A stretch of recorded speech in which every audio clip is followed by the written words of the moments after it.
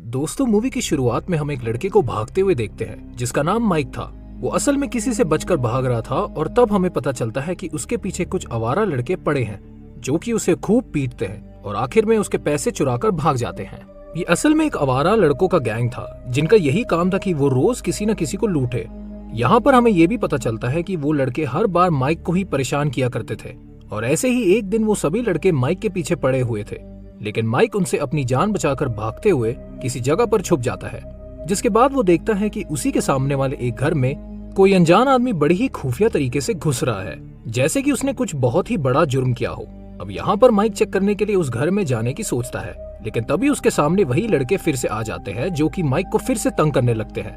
अब देखते ही देखते उस घर में एक बड़ा धमाका हो जाता है जिसकी वजह से पूरे घर में आग लग जाती है और इस बात की वजह से वो लुटेरे लड़के वहां से भाग जाते हैं। अब उस एक्सप्लोजन के बाद उस घर से वो आदमी बाहर निकलता है जिसे माइक देख लेता है और ना चाहते हुए भी वो उसका पीछा करने लगता है। यहाँ पर हमें ये भी पता चलता है कि वो आदमी असल में एक कॉन्ट्रैक्ट किलर था जो कि पैसों के लिए लोगों का कत्ल किया करता था। अब माइक यहाँ पर कई दिनों तक उस आदमी का पीछा करने लगता है और उसके खिलाफ सबूत इकट्ठा करने लगता है। ऐसे ही कई दिन बीत जाते हैं और एक दिन माइक उस आदमी के घर पर पहुंच जाता है जहां पर वो उसे अपने कैमरा में उसके खिलाफ जमा किए हुए कुछ वीडियोस और फोटोज दिखाने लगता है, जिसे देखकर वो आदमी बहुत ही ज्यादा डर जाता है और वो तुरंत माइक को अपने घर के अंदर खींच लेता है और उसे बहुत पीटने लगता है। यहाँ पर माइक उस किलर को बताता है कि अगर तुमने मुझे जान से मार दिया तो फिर कुछ समय में तुम्हारे ये वीडियोस पुलिस तक पहुंच जाएंगे और फिर तुम उनसे नहीं बच पाओगे। वो किलर काफी ज्यादा डर जाता है और माइक को छोड़ देता है क्योंकि उसे पता चल चुका था कि माइक काफी ज्यादा इंटेलिजेंट है और वो उसे फंसाने की कोशिश कर रहा है। यहाँ पर माइक उस किलर को कहता है कि मैं तुम्हारे बारे में किसी को नहीं बताऊंगा, बस तुम मुझे लोगों को मारने की ट्रेनिंग दे दो ताकि मैं अपने दुश्मनों का बदला ले सकूं। यहाँ पर वो किलर माइक की बात मान जाता है और अगले दिन वो उसे एक अपार्टमेंट में ले जाता है जहाँ पर वो एक लड़के को मारने का कॉन्ट्रैक्ट मिला था। वो किलर ये काम माइक को दे देता है ताकि उसे प्रैक्टिस भी हो जाए और उसका काम भी हो सके। अब उस किलर के कहने के मुताबिक माइक इस बात के लिए रेडी हो जाता है और वो चुपके से उस घर में जाकर उस लड़के को बालकनी से नीचे धक्का दे देता है, जिसकी वजह से वो लड़का वहीं पर मर जाता है। इस सब के बाद अब माइक काफी ज्यादा कॉन्फिडेंट महसूस कर रहा था और वो किलर माइक से काफी ज्यादा इम्प्रेस हो जाता है और उसे धीरे धीरे करके सब कुछ सिखाने लगता है और उसे कई सारे फाइटिंग टेक्निक्स और वेपन्स की जानकारी देता है। ऐसे ही कई साल बीत जाते हैं और अब हम एक आदमी को देखते हैं जो कि बाहर से अपने घर में आया हुआ था, लेकिन तभी पीछे से माइक आकर उसके गले में रस्सी डाल देता है और उसे फांसी पर चढ़ा देता है, जिसकी वजह से उस आदमी की वहीं पर मौत हो जाती है। असल में माइक के लोगों के बीच काफी दहशत फैल चुकी थी और ये माइक का एक किलिंग स्टाइल था कि वो लोगों का मर्डर को एक्सीडेंट की तरह पेश किया करता था। अब इसके बाद माइक अपने आप को क्लीन करके एक सिगरेट बार की तरफ जाने लगता है जहाँ पर आज उसके अपने गैंग मेंबर से मुलाकात होने वाली थी। दरअसल माइक एक गैंग का हिस्सा बन चुका है जिसमें सभी प्रोफेशनल सीरियल किलर्स मौजूद थे और वो अपने टारगेट को बड़े ही खतरनाक तरीके से मर्डर किया करते थे और उनका लीड था वही किलर जिसने माइक को ट्रेनिंग दी थी। इन सभी क्रिमिनल्स को सीरियल किलिंग की काफी अच्छे खासे पैसे मिला करते थे, जिसकी वजह से ये लोग पैसे के लिए किसी को भी जान से मार दिया करते थे। अब उस मीटिंग में माइक को मिल्टन नाम के अपने एक साथी से पता चलता है कि उसे जल्दी ही किसी को मारना है जिसके लिए उसे काफी अच्छे पैसे मिलेंगे। माइक इस काम को करने के लिए तुरंत मान जाता है और अगले ही दिन अपनी स्नाइपर के साथ वो अपने टारगेट को चेस करने में लग जाता है। माइक दूर से अपने टारगेट पर नजर रख रहा था और तभी वो एक कार को आते हुए देख लेता है जिसके टायर पर वो अपनी स्नाइपर से शूट कर देता है और इस वजह से वो कार सीधे इम्बैलेंस होकर उसके टारगेट को हिट करती है, जिसकी वजह से वो शख्स वहीं पर कुचलकर मर जाता है। माइक अपने टारगेट को बड़ी ही शातिर तरीके से मार देता है। इसके बाद वो अपने घर पर आ जाता है और बॉक्सिंग की प्रैक्टिस करने लगता है। जिस वक्त उसे अपने साथी मिल्टन की कॉल आ जाती है और वो माइक से कहता है कि वो अपने टारगेट के पैसे अपने क्लाइंट से जाकर खुद लेकर आए, जिसे सुनकर माइक काफी ज्यादा हैरान हो जाता है, लेकिन फिर भी वो बिना कुछ सोचे समझे क्लाइंट से अपने पैसे लेने के लिए निकल पड़ता है। अब रास्ते में माइक अपनी बाइक को एक जगह पर रोक देता है जहां पर उसके सामने कोई आदमी आकर उसे गोलियों से शूट करने लगता है। हालांकि माइक को इसके बीच कोई गोली नहीं लगती और वो एक कार के पीछे छुपकर खुद को बचा लेता है। अब इसके बाद माइक उस आदमी को मारने लगता है जिसने उस पर हमला किया था और उन दोनों के बीच एक फाइट हो जाती है जिसके दौरान वो आदमी वहीं पर मर जाता है। माइक उस आदमी की डेड बॉडी को ठिकाने लगा देता है और उसे ऐसे दिखाता है कि जैसे ये कार एक्सीडेंट हो ना कि कोई मर्डर।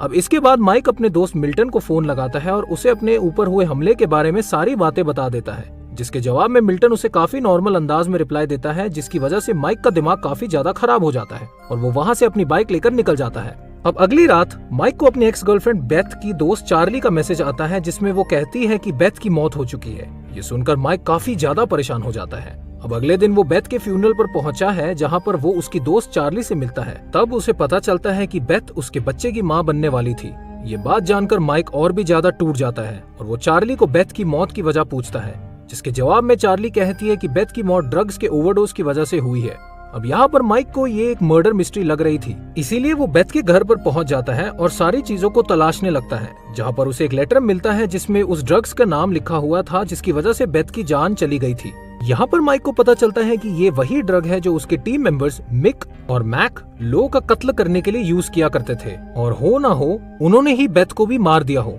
अब माइक अपने उन दोनों टीम मेंबर्स के पास पहुंच जाता है और उन्हें इस कत्ले के बारे में पूछता है, जहां पर वो पहले तो माइक को सब कुछ बताने से इनकार कर देते हैं, जिसकी वजह से माइक और उनके बीच एक जोरदार लड़ाई हो जाती है। अब यहाँ पर माइक उन दोनों पर भारी पड़ रहा था, इसलिए वो दोनों डर के मारे माइक को बता देते हैं कि उन्हें किसी क्लाइंट ने ये कॉन्ट्रैक्ट दिया था, जिसके चलते उन्होंने बेथ का कत्ल किया, लेकिन उन्हें खुद उस क्लाइंट के बारे में कोई इन्फॉर्मेशन नहीं है। यहाँ पर माइक उस क्लाइंट को ढूंढने का फैसला करता है, इसीलिए वो और ज्यादा पूछताछ के लिए बेथ की दोस्त चार्ली के पास फिर से चला जाता है। लेकिन यहाँ पर माइक का एक टीम मेंबर क्लाइव वहाँ पर आ जाता है, जो कि चार्ली को मारने की कोशिश करता है। हालांकि माइक चार्ली को बचाने की पूरी कोशिश करता है और काफी ज्यादा छीना झपट्टी के बाद वो क्लाइव को उसी की कुल्हाड़ी से मार देता है। मरने से पहले माइक क्लाइव से उस इंसान का नाम पूछने की कोशिश करता है जिसने उससे चार्ली को मारने का कॉन्ट्रैक्ट दिया था, लेकिन इससे पहले कि क्लाइव उसे कुछ बता पाता वो वहीं पर मर जाता है। इसके बाद माइक का सारा शक मिल्टन पर जाता है और वो सीधे वहाँ से मिल्टन के घर की तरफ निकल पड़ता है, जहाँ पर मिल्टन मसाज ले रहा था। यहाँ पहुंचकर